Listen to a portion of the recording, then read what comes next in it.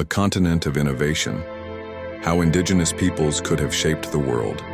If colonizers had never arrived, the land we now call Canada would have remained a continent of vibrant, independent indigenous nations, each governing themselves through councils, clans, and consensus-based decision-making.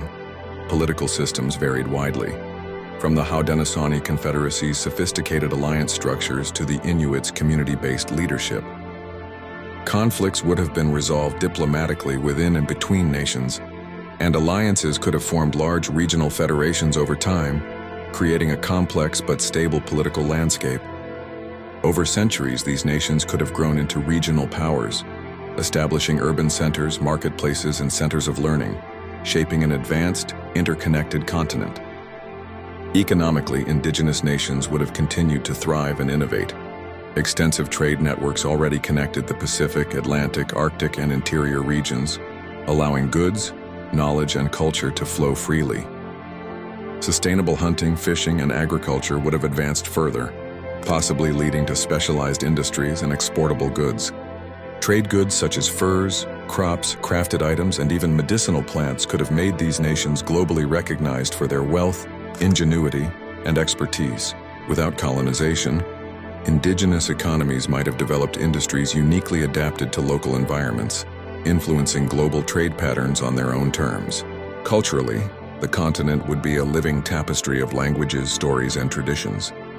Indigenous languages would dominate, preserving centuries of oral histories and wisdom. Art, music, and architecture would evolve naturally, reflecting spiritual beliefs and deep knowledge of the land. Spiritual and ceremonial practices would remain central, guiding social cohesion and environmental stewardship. Education would focus on community knowledge, ecological science, astronomy, navigation, and survival skills, fields where indigenous expertise often surpassed European knowledge, but has been underappreciated today. The environment would thrive under centuries of sustainable stewardship. Forests, rivers, and wildlife populations would be abundant, and large-scale industrial exploitation would be absent. Indigenous societies had sophisticated knowledge of medicinal plants, agriculture, and ecosystem management, skills and practices largely lost or marginalized today due to colonization.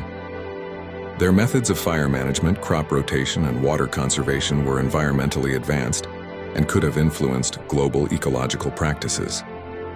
Internationally, these nations might have gained recognition as cultural and economic powers. Selective trade and diplomatic relations with Asia, Europe, and the Americas could have positioned them as influential players in global affairs. Indigenous innovations in navigation, architecture, agriculture, and medicine would have attracted attention worldwide, making them highly respected civilizations in their own right.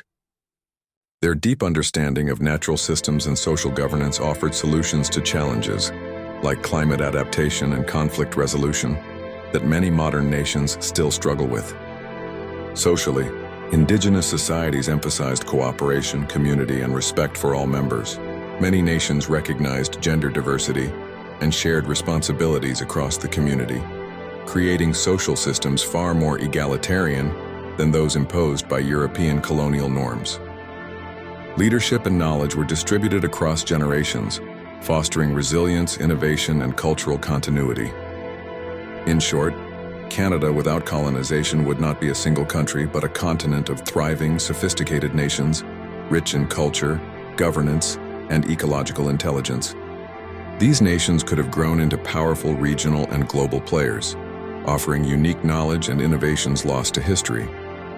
Their disappearance or suppression represents a profound loss, not only for Canada but for the world, of a way of life that blended human ingenuity, community, and nature in harmony. Like and subscribe for more videos.